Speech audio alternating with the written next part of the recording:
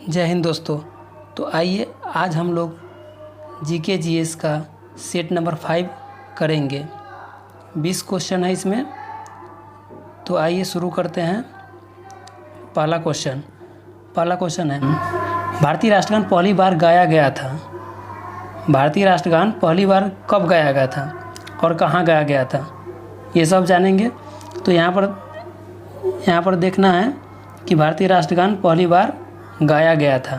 तो ये 1911 में गाया गया था। 1911 ईस्वी में गाया गया था। और 1911 ईस्वी में कहाँ पर गाया गया था, तो ये कोलकाता अधिवेशन में, कांग्रेस के कोलकाता अधिवेशन में गाया गया था 27 दिसंबर 1911 को।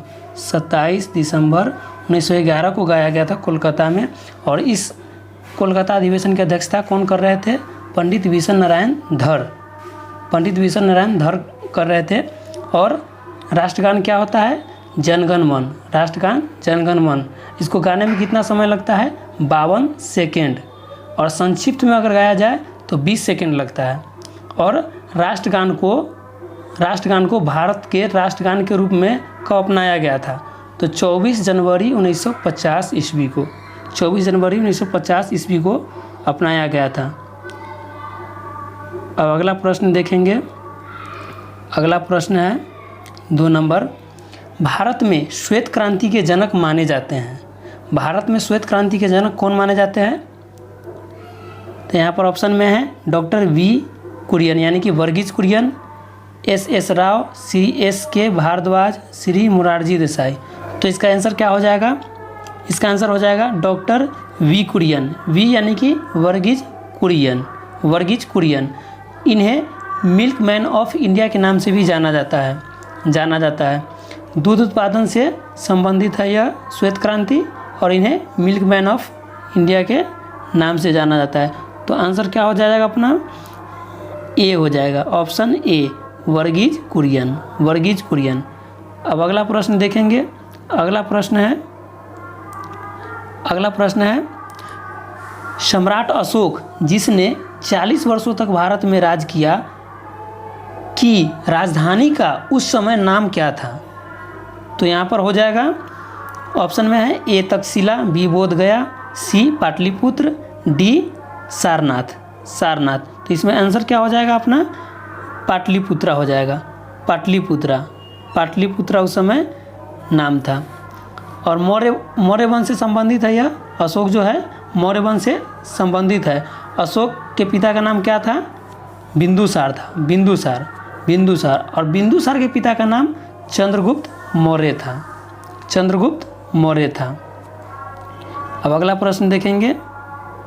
अगला प्रश्न है सिखों के 10वें गुरु गोविंद सिंह जी का जन्म कहाँ हुआ था? गुरु गोविंद सिंह जी का जन्म कहाँ हुआ था? तो यहाँ पर ऑप्शन में है ए में अमृतसर में, बी दिल्ली, और सी पटना में, डी कोलकाता में। तो आंसर क्या हो जाएगा? आंसर हो जाएगा सी पटना में हो जाएगा, पटना में। और इनका जन्म कब हुआ था? तो 1666 ईस्वी में हुआ था। 1666 ईस्वी में बिहार के पटना साहिब में हुआ था। और गुल खां ने इनकी हत्या कर दी थी 8 अक्टूबर 1708 में नांदेड़ में इनकी हत्या गुल खां ने कर दिया था। और इन्होंने गुरु गोविंद सिंह ने अपने आप को सच्चा पादशाह या बादशाह भी कहा था।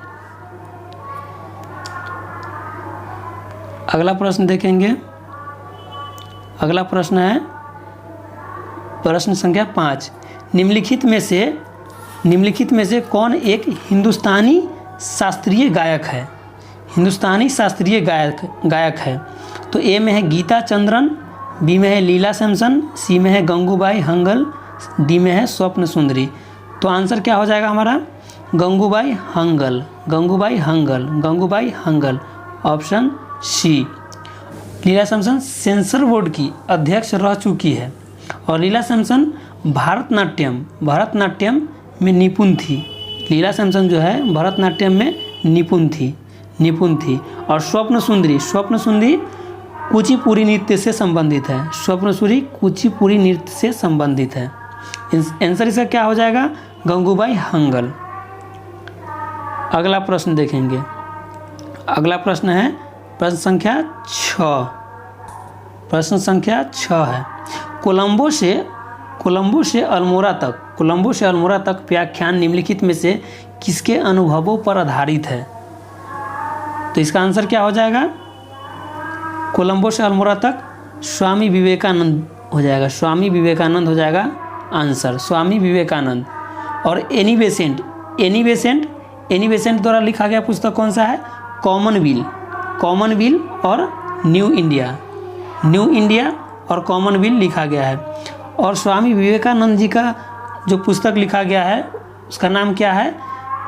एक है कर्मयोग, राजयोग और ज्ञान योग। इन्होंने 3 पुस्तक लिखी थी, कर्मयोग, राजयोग, ज्ञान योग। और एनी बेसेंट का बता दिए हैं। और वी.डी. सावरकर है, इनका भी पुस्तक है war of Indian independence, VD. Savarkar का पुस्तक है। अब अगला प्रश्न देखेंगे। अगला प्रश्न है 7, भारत में हरित क्रांति का जनक किसे माना जाता है? भारत में हरित क्रांति का जनक किसे माना जाता है? तो इसका आंसर हो जाएगा, इसका हो जाएगा एम.एस. स्वामीनाथन। बी हो जाएगा आंसर, एम.एस. स्वामीनाथन हो जाएगा आंसर। और भारत में हरित क्रांति कब शुरू हुआ था? इसकी शुरुआत कब हुई थी? 1966 से 67 में हुआ था, 1966 से 67 में। और उस हरित क्रांति में प्रमुखता किस फसल को दिया गया था? तो गेहूँ, गन्ना, मक्का और बाजरा ये सब में वृद्धि हुई थी। और हरित क्रांति के जनक, अगर विश्व में कहे कि हरित क्रांति के जनक कौन थे, तो इसका आंसर हो जाएगा नॉर्मन अर्नेस्ट बोरलॉग। अंतर्राष्ट्रीय लेवल पर कहें कि हरित क्रांति के जनक कौन थे, तो नॉर्मन अर्नेस्ट बोरलॉग। और भारत में हरित क्रांति के जनक कौन? तो एम.एस. स्वामीनाथन। चलिए अब अगला प्रश्न देखते हैं। अगला प्रश्न संख्या है 8, भारतीय संविधान केंद्र सरकार को कितने प्रकार की निधियां प्रदान करता है? भारतीय संविधान केंद्र सरकार को कितने प्रकार की निधियां प्रदान करता है? निधियां, तो यहाँ पर आंसर क्या हो जाएगा अपना? ऑप्शन बी हो जाएगा, 3 प्रकार की निधि प्रदान करता है। कौन कौन? तो एक हो जाएगा संचित निधि, और दूसरा लोक लेखा निधि, भारत का लोक लेखा निधि, और तीसरा हो जाएगा आकस्मिकता निधि। और संचित निधि अनुच्छेद कितने में है? 266। और लोक लेखा निधि 266 2 में है। और आकस्मिकता निधि 267 में है, अनुच्छेद 267 में। अनुच्छेद 267 आकस्मिकता निधि।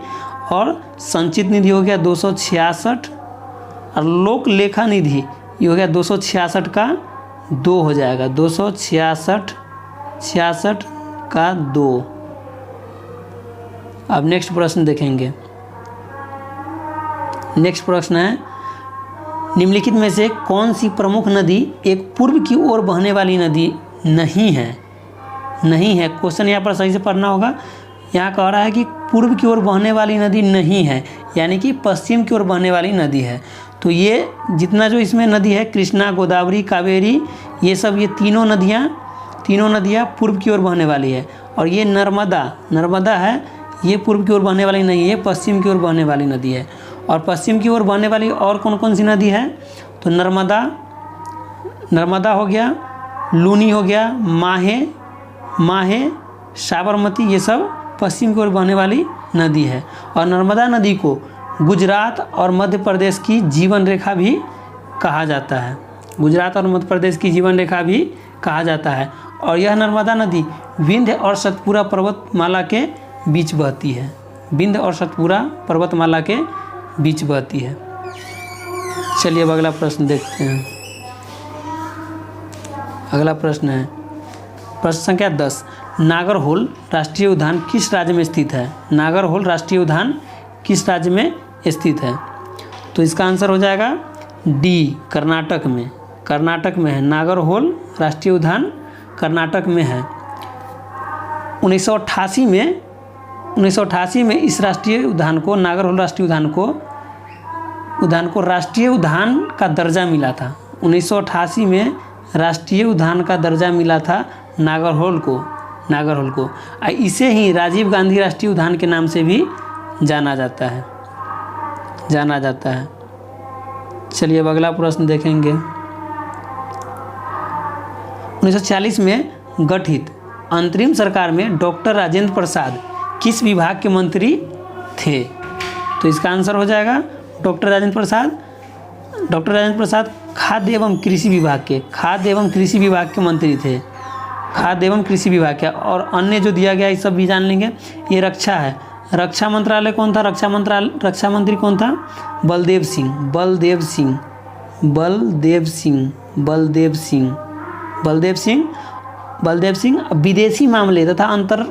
विदेशी मामले तथा राष्ट्रमंडल संबंधित था जवाहरलाल नेहरू। प्रधानमंत्री के पास था ये सब मंत्रालय। और ये खाद्य एवं कृषि हो गया राजेंद्र प्रसाद। अगला प्रश्न है ध्वनि गमन नहीं कर सकती। तो इसका आंसर हो जाएगा ध्वनि निर्वात से गमन नहीं करेगा। ध्वनि निर्वात में गमन नहीं करती है। और ठोस द्रव गैस, तो ध्वनि की गति सबसे तेज अगर होती है तो किसमें? ठोस में होती है, और उसके बाद द्रव में, ठोस में, उसके बाद द्रव में, उसके बाद गैस में। और इसका आंसर क्या हो जाएगा? निर्वात हो जाएगा। निर्वात, ध्वनि गमन नहीं करती है निर्वात से, और सबसे अधिक गति होता है ठोस में ध्वनि का। अगला प्रश्न है ठोस की शुद्धता किसके निर्धारण द्वारा प्राप्त की जाती है? ठोस की शुद्धता किसके निर्धारण द्वारा प्राप्त की जाती है? तो इसका आंसर हो जाएगा गलनांक बिंदु। कितना होता है गलनांक बिंदु? 0 डिग्री सेंटीग्रेड, यानी कि सेल्सियस। और इसमें दिया है क्वथनांक बिंदु कितना हो जाएगा? 100 डिग्री सेल्सियस हो जाएगा। अगला प्रश्न देखेंगे। अगला प्रश्न है 14। निम्नलिखित में से कौन सी गैस चूने के पानी को दूधिया बना देता है? निम्नलिखित में से कौन सी गैस चूने के पानी को दूधिया बना देता है? तो इसका आंसर हो जाएगा कार्बन डाइऑक्साइड CO2। और O2 क्या है? O2 ऑक्सीजन है। और ये O3 ओजोन, इसे हम ओजोन भी कहते हैं। ओजोन O3 ओजोन है। और CO यानी कि कार्बन मोनोऑक्साइड है। इसका आंसर हो गया CO2। अगला प्रश्न संख्या है 15। सोडियम कार्बोनेट को हाइड्रोक्लोरिक अम्ल से अभिक्रिया कराने में उत्पन्न गैस कौन सी होगी? तो यहाँ पर इसका आंसर क्या हो जाएगा? इसका आंसर हो जाएगा ऑप्शन डी कार्बन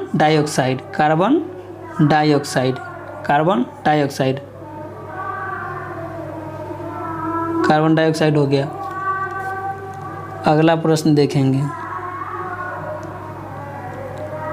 प्रश्न संख्या 16। ऊष्मा का संचार की विधि, इसमें कौन सी ऊष्मा के संचार की विधि है? तो चालन विधि द्वारा भी ऊष्मा का संचार होता है, संवहन विधि द्वारा भी होता है, और विकिरण विधि द्वारा भी होता है। तो इसका आंसर क्या हो जाएगा? डी हो जाएगा। उपयुक्त में से सभी। चालन जो होता है वह ठोस में होता है, ठोस में होता है चालन द्वारा विकिरण का प्रवाह, ऊष्मा का प्रवाह। और संवहन द्रव और गैस